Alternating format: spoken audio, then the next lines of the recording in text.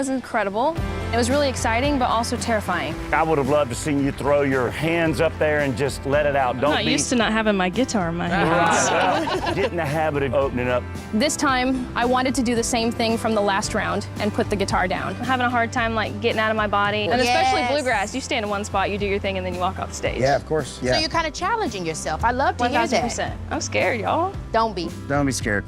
To be more comfortable in my body. That's my goal for the next round. Oh, fear is a tyrant with a smooth and velvet tongue. Your voice is everything I love about this style of music. Instead of maybe thinking to yourself about, I gotta move around the stage, more so think about, I gotta get the folks engaged. Midway through mentoring, my kids stepped in. Getting to have that moment with my family just to breathe for a second calms all your anxiety, you know? Captives free, there ain't no grave.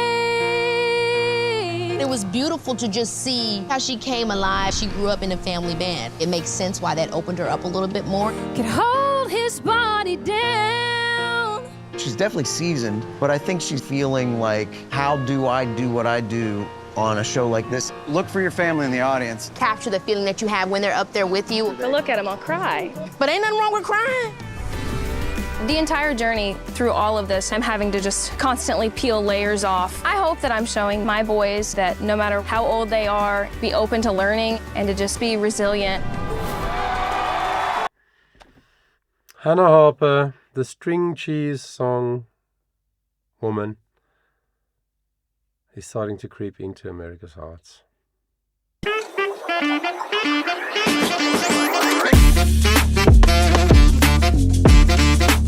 Yes! I love him so much. Cool voice, again connected, but much more breath flowing. Don't want a mic stand just hanging around. And keep me where the light is. Yeah.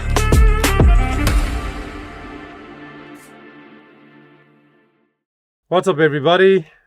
Johan Bessie here from Johannesburg in South Africa. Welcome to the channel, especially if this is your first time. Please consider subscribing, it's free. And it really helps us to keep doing the work that we do. So we're in the business end of this competition, as many people like to say. And Hannah is one of the last 20 standing. And now the American public is going to begin to vote. And I predict she's going to have a long or deep run in the competition because she's very authentic for me, very real. Not just a string cheese story and not just the fact that she's a mom, but she just is seems like a very centered kind of person who knows who she is, you know. And on top of that, she has a beautiful, beautiful voice. Really appropriate kind of songs that she chooses and that she sings, and the style that she sings in is very appropriate for her voice and how she grew up, right? So she sings this song in B flat minor, which I think is great because she actually has quite a light voice, which means it's a voice that likes to sing a little bit higher. So let's see how this went. I've never heard the song until I scanned the video this morning. Interesting song. But let's see how she did without her guitar in her hands, because like she said, it's very uncomfortable if you grew up always playing and singing and now all of a sudden you're not playing, you're just singing. You feel very exposed, you feel very vulnerable. I know what it's like because I play the piano and sing, and it's more challenging for me to just stand and sing because I'm used to the instrument being part of my performance, you know. So anyway, let's see how she went.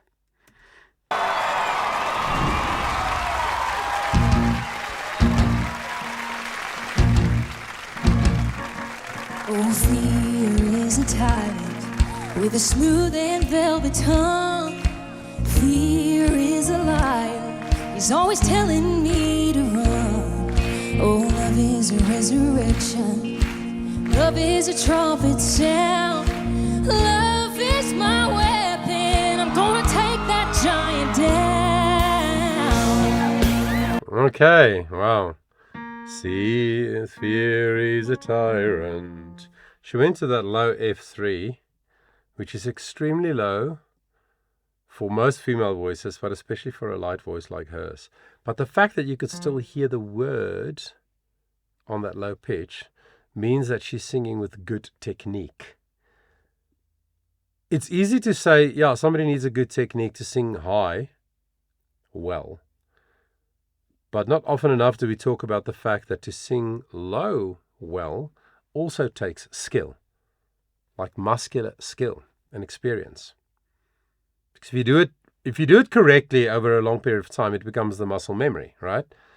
So she's not afraid of singing the low notes, but the moment she went da da da da, her voice just pops, because that's where her voice shines. So far she's displaying everything we like about her voice. She seems very real and connected to the song, and she's singing well, even the low notes.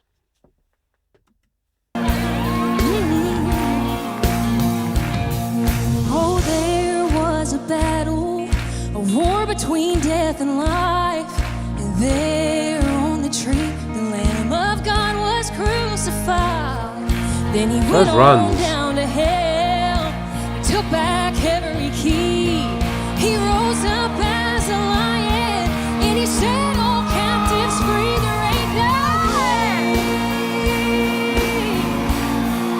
hold his body down.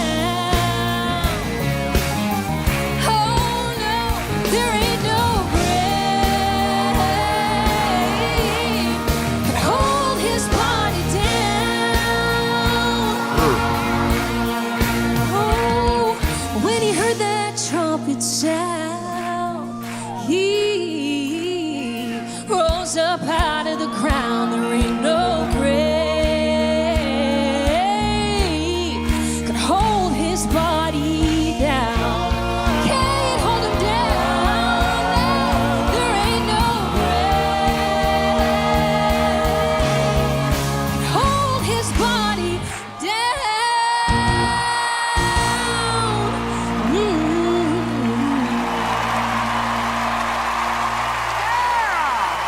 Wow.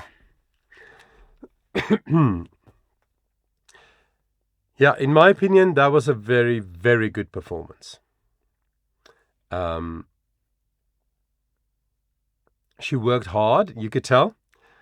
She worked hard to be herself, but just use her arms a little bit and move around a little bit, which is a big step. Like we said, with the guitar, she's used to that. It's a big step for her to even take a few small steps. Big step to take a small step. And also, she closed her eyes at some stages and just tried to really connect to what she was saying. And for me, that worked. It came through.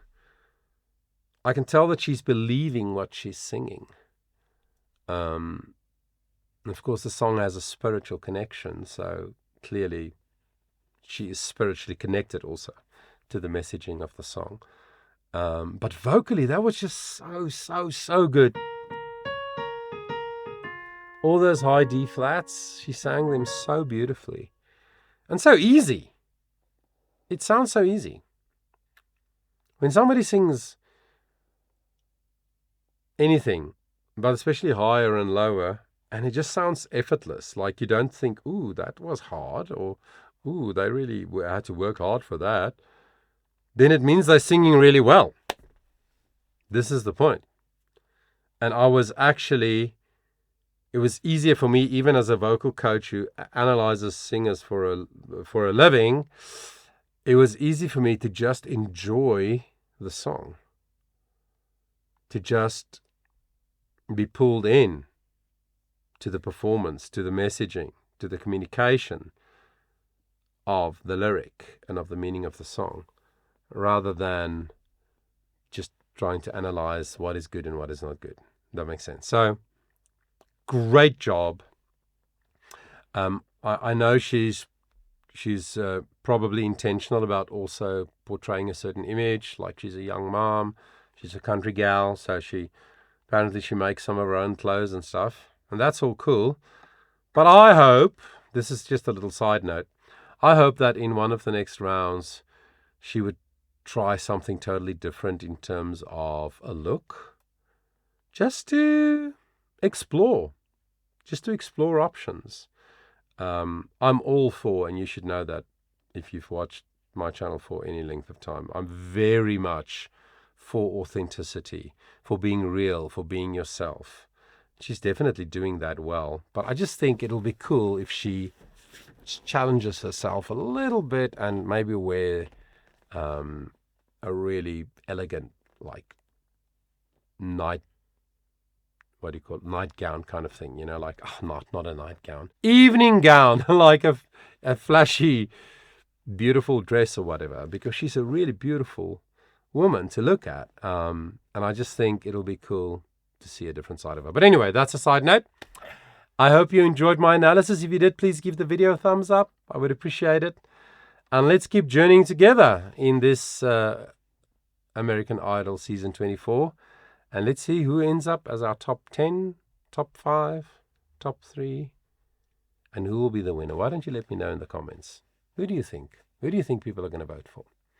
Very keen to hear your thoughts. Thanks so much for spending the time with me.